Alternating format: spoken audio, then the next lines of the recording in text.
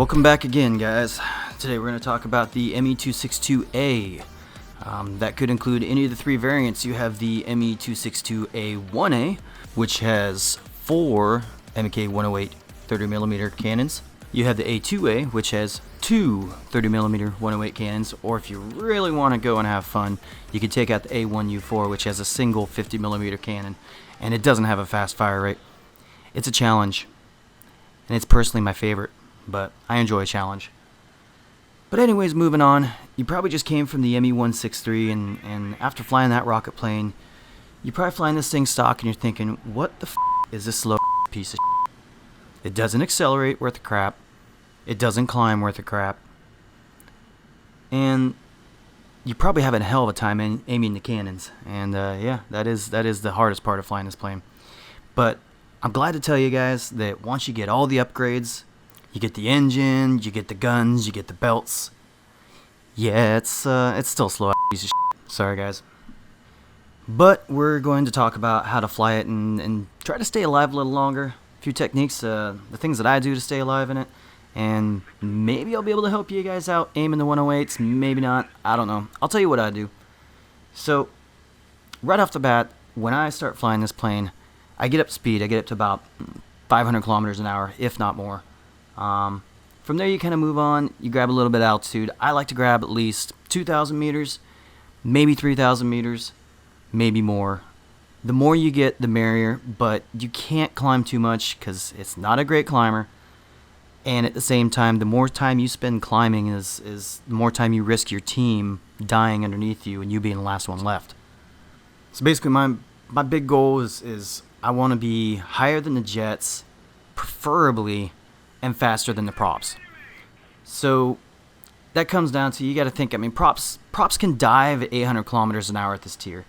But in a straight and level, the fastest prop you're going to face still only probably does about 650, and that's if he has the opportunity to even get close to you. And we're talking straight and level speeds. 262 does 800 easily. It's going to take you a little bit to get there because the acceleration is definitely poor.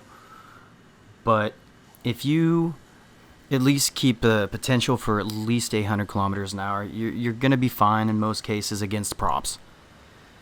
Jets are another story. You are not the best turning jet. You are not the fastest jet.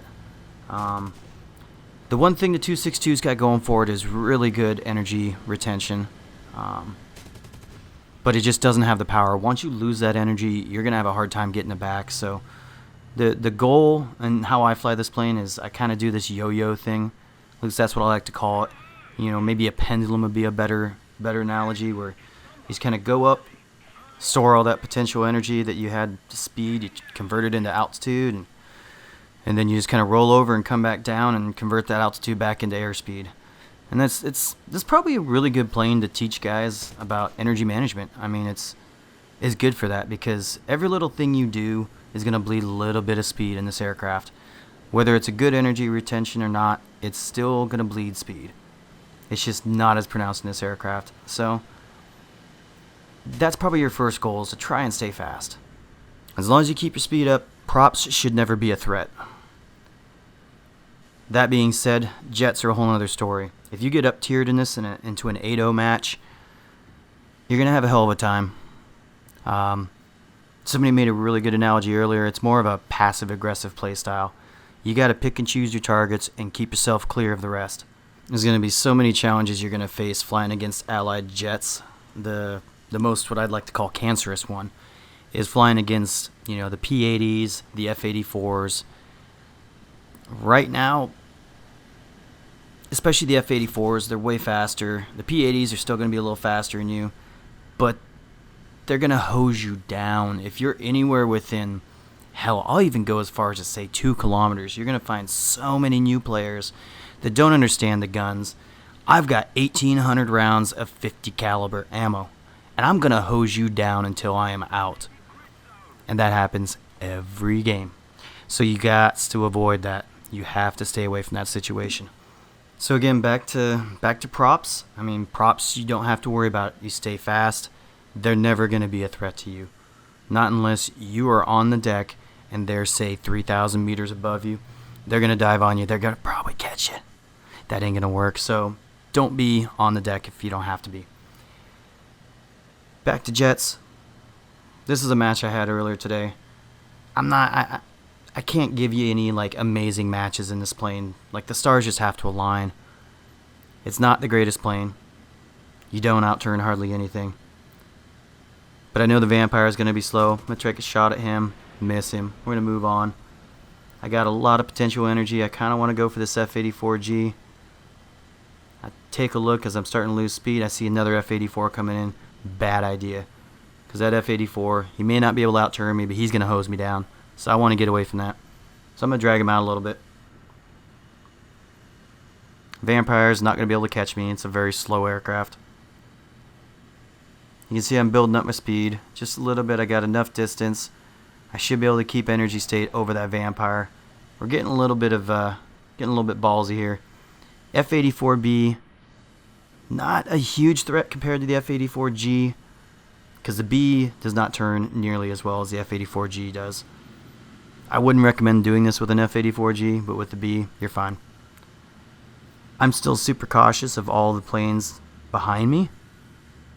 Otherwise, I would have got this guy ages ago, but I have a friend that's helping me out, so it's not a big deal here. Pulls off. I'm safe. I'm going to extend. I'm going to grab a little bit more airspeed. I'm a little slow. Not a good idea to stay in this fight. Too much going on. So get my speed back up, drop my nose slightly to grab a little bit more speed to keep myself away from this F-84 if I can. And then we're going to do a slight turn back in. I want to hopefully get one of these guys, but it's not going to work out. 108s are difficult to aim. Not every shot's going to be dead on, even for me. I haven't been flying these planes a lot, so my aim is actually quite rusty. That honestly probably should have hit him. I'm not going to get involved with that vampire, though. It's going to outturn me very easily. So I'm just going to extend myself away. All I'm doing is trying to sneak out of this. I do not want to get involved with all these guys. The second I do, they're going to see me as a target of opportunity. So I'm trying to sneak out of here. But it's not going to happen. The F-84 is locked onto me. Thankfully, it's a B. I can fight this thing, but he air brakes me. And this will become cancer. Because he turns about par with me until he gets slow. Trying to stay out of his guns, turning with him, staying close, not opening up distance so he can get his guns on. And there you can see he's got his air brake out. And that is absolute cancer. So that's my cue to start going vertical. If I don't get this guy now, I'm going to die. If I get too slow, I'm really risking these the other aircraft coming in and cleaning me up. This is a bad situation to be in. And this is going to be the situation you find yourself in oftentimes in the 262. Going to abuse the flaps, going to abuse my energy retention. Going to go up, give myself enough room, and drop back down on top of him. Should get him right here. But I miss. Here we go again. Really want to kill this guy. Running out of time. I can already see guys coming in on the radar. Thought I was going to ram him, so I pulled away. Now I'm really fucking myself. Here comes another F-84. It's a G model even. So this is going to be really bad.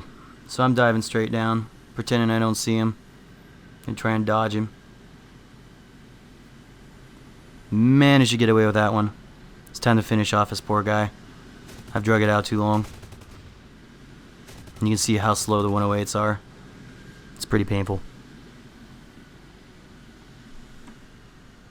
But I'm alive.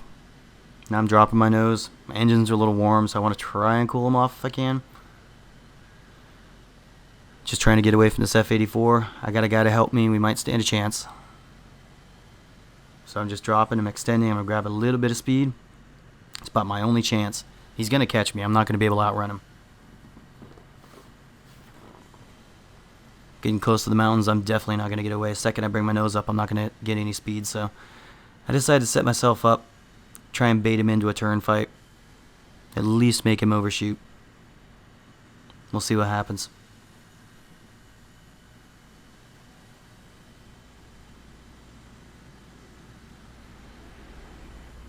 Managed to get him overshoot. Got a little bit of tail damage. Not a big deal in the 262. But, as you can see, he's just accelerating away. Not much you can do. It's a smart F-84G pilot. That's what he can do. It's the one game he has. Well, we're going to go ahead and fast forward a little bit here and wrap this match up. It gets kind of boring, but you'll see the last F-84G pops up in front of me here, and we get a pretty good shot on him. Just setting it up. The other guy's helping me out. He flew pretty well in this match. Quick turn, try to get inside him. Might be able to get another shot. Throw a little wall lead, miss him. Second one, another little wall right in the direction of flight, and he's good. He gone. One person left. Another F-84G. Still a pretty dangerous aircraft to be facing against in this thing. As you can tell, like the fight with the F-84B, that was kind of a tough fight. Not really, I guess not really tough, but it took a bit, right? So I ended up bleeding a lot of speed. Ended up missing quite a few shots. And that's just an F-84B. The F-84G turns a hell of a lot better. So in general, try to stay away from the turn fights in the 262. And don't be that guy. If you can maintain an energy state over the rest of your opponents and keep that energy state, I'm going to fast forward real quick. I'm going to show you a match against a vampire. And in this match, these guys were the last two left. I was just trying to chase the B-57, see if I can get rid of him, when the vampire popped up out of nowhere. So I had a decent amount of energy. I'm guessing the vampire did too, but it's still a fairly slow aircraft. Take our first head on. Of course we miss. We don't want to get tangled up. We don't want to turn fight this guy. I've got a bunch of energy, so I'm going to go up. Subtle movements, because every movement I make is going to bleed that energy just a little bit more.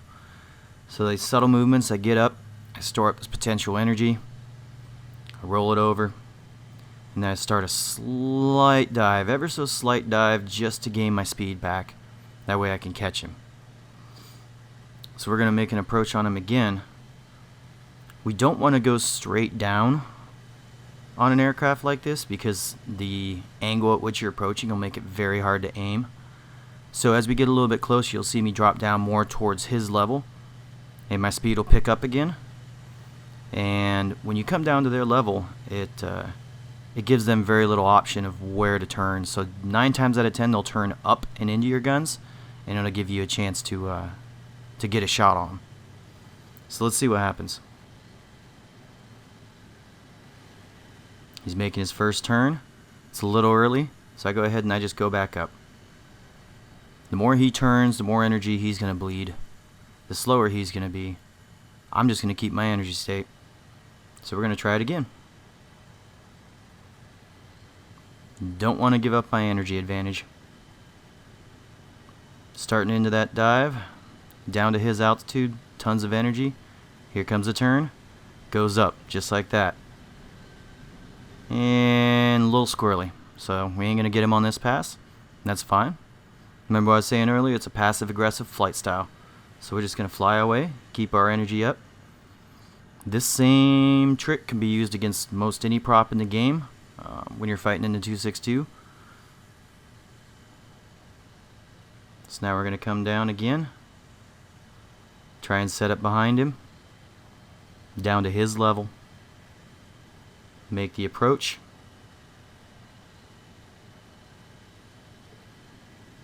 Back up to 800 kilometers an hour, no problem. There's his turn. There he goes up.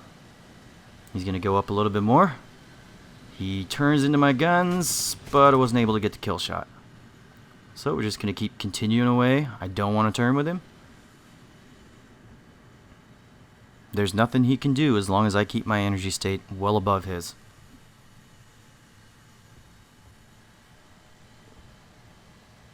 Now he's starting to climb, which is actually not going to help him very much.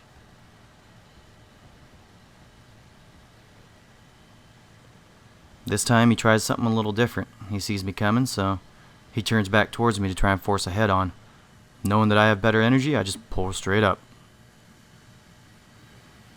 I'm just going to kind of subtly dodge his bullets as he comes up, and we can see that energy. The energy state I have over him, he's starting to open distance, so I start rolling back over and come down on top of him. He's pretty close to stalled, not quite there, but try to flatten out my approach a little bit. It's not the preferred approach, but if you zoom in, you can usually pull this shot off. Try and get inside his turn, and he's gone. And that's how you fight against a vampire, and that's the same way you're going to fight against most of the props you're going to face. Lastly, I'm going to go ahead and use some recycled footage here real quick, and I'm going to show you how I aim 108s. Everybody kind of asks, and they are difficult no matter what you do. But let me show you something. So 108s, very, very slow. They're 500 meters a second. So that means that it takes 2 seconds to travel 1 kilometer. And that's not even accounting for the speed of your aircraft. So let's go ahead and look at this clip right here. I nail this guy from about 900 meters. All I'm doing is lining my wings up with his path of travel. I'm drawing an imaginary line, just like this. And I'm setting it up pretty far ahead of him. And I get ready and I fire, and I drag my mouse in the path of his travel. Just like this. See, I'm dragging my mouse down that path. So I'm creating a wall basically for him to fly right into. Now, if he was paying attention, he could have dodged this very easily. But he didn't. Here comes another one. So look at this one. It's the same exact thing. I'll keep the overlay on so you can see the arrow coming in. I'll line myself up. Looking at his path of travel, I know he's going for that MiG, so maybe a little bit higher than normal. Just line it up, spray a little bit. I'm just creating a wall of lead for him to fly right through. It's the element of surprise. You're never going to catch anybody doing this if they're paying attention. Alright, so last one, guys. This one, the guy was dodging a little bit. I sprayed a little bit more than I wanted to, but that's because I knew my first shots were going to miss. So I got a little bit more aggressive. I followed what I thought was his path of travel, and I just laid into him. This time there's no arrow because he's changing path, and I can see that. He's changing direction, so I roll my wings to get inside him a little bit, and I'm dragging my mouse in the path of his travel. That's the key. That's all I do. Just drag the mouse in the path of travel while you're shooting. It's the same technique that works in the Hunter as well. Anyways, guys, sorry for the really dry tutorial.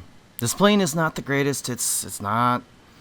It used to be so much better. It used to be so much more fun. But when the F-84Gs came out, kind of changed things. It wasn't the top dog anymore. But it can still be a fun plane. It's just challenging. Anyways, enjoy the rest of the footage. This is more or less an ideal scenario for the Me-262. Very good match. Team stayed alive. Had a lot of fun. Got some good kills. Enjoy, guys. We'll see you around.